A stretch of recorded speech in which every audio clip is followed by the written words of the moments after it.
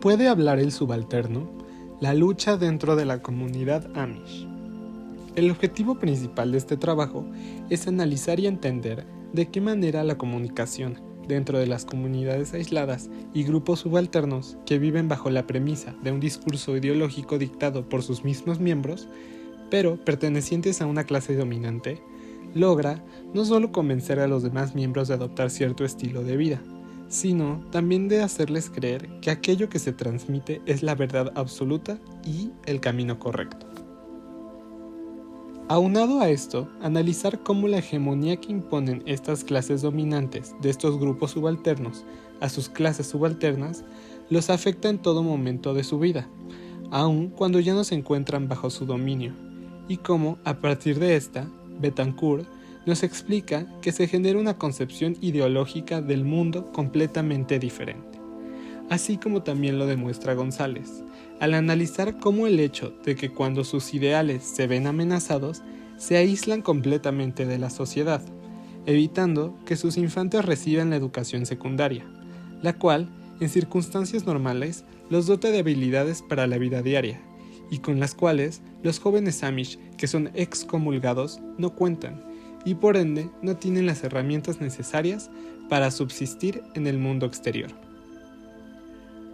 Asimismo, identificar qué ocurre con aquellos que, a partir de la comprensión de los códigos de los mensajes en su comunidad, deciden abandonar dicho espacio, pues como menciona Cates, en el caso de los Amish,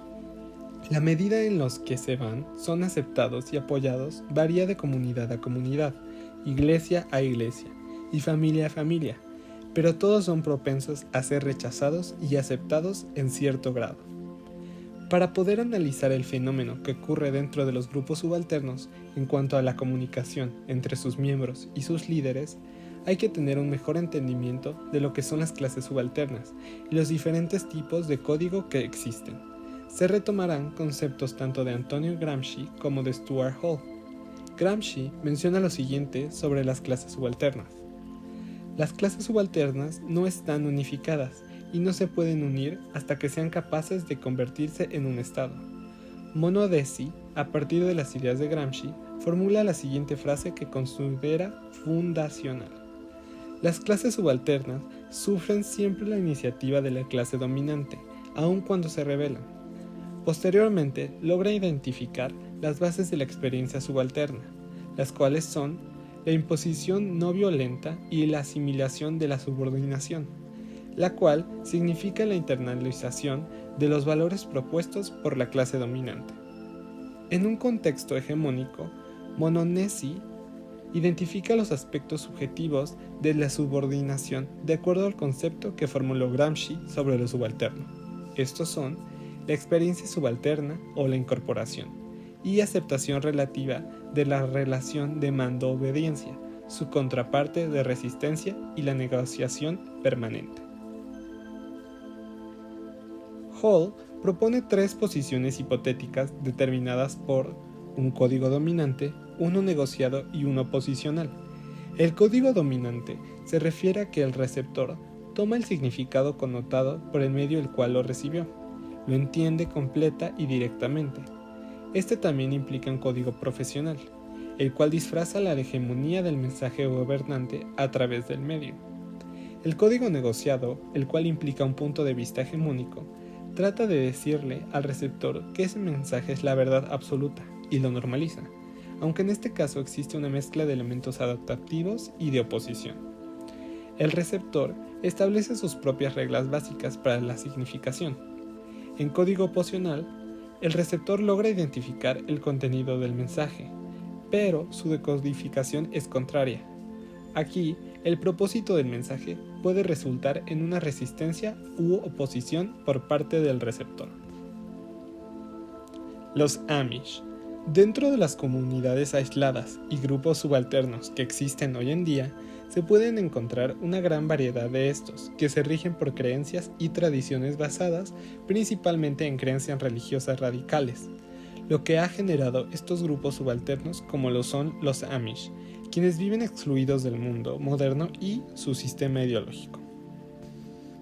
Hostetler ubica el origen de los Amish a finales del siglo XVII, 168 años después de la creación del anabaptismo suizo y como una rama más radical de los menonitas, teniendo como ideales el hacer en lugar de decir, convertirse en lugar de lograr y humildad en lugar de agresividad. A partir de estos valores se crean la hegemonía e ideologías de los Amish, como su vestimenta del siglo XVIII, vivir excluidos de los avances tecnológicos, y otras ideologías las cuales Gramsci clasificaría como racionalistas. Según el pensamiento de Gramsci, los Amish conforman una de las clases subalternas con menos unificación,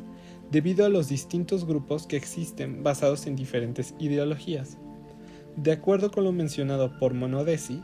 los miembros actuales de la comunidad Amish viven bajo un régimen de ideologías y tradiciones que no pueden ser cuestionadas, donde aquellos que deciden no seguirlas son excomulgados y deben abandonar la comunidad, dejándolos sin herramientas para la convivencia fuera de esta misma. En comunidades como la Amish, las ideologías y los mensajes difundidos provienen de un código dominante, como lo menciona Hall, lo cual implica que sus miembros no cuestionan su contenido o intención, y simplemente aceptan lo que se les impone, ya que no cuentan con los recursos para poder interpretar estos códigos y actuar de manera diferente frente a ello, principalmente por verse aislados del mundo exterior por no considerarlo puro.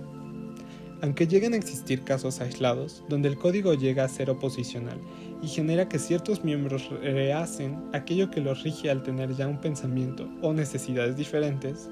esto suele ser más común entre los jóvenes, pues de acuerdo con Ediger, aproximadamente la cuarta parte de sus jóvenes tienden a abandonar la comunidad Amish, principalmente para buscar una vocación que vaya más allá de la agricultura y que no se limite únicamente a lo rural.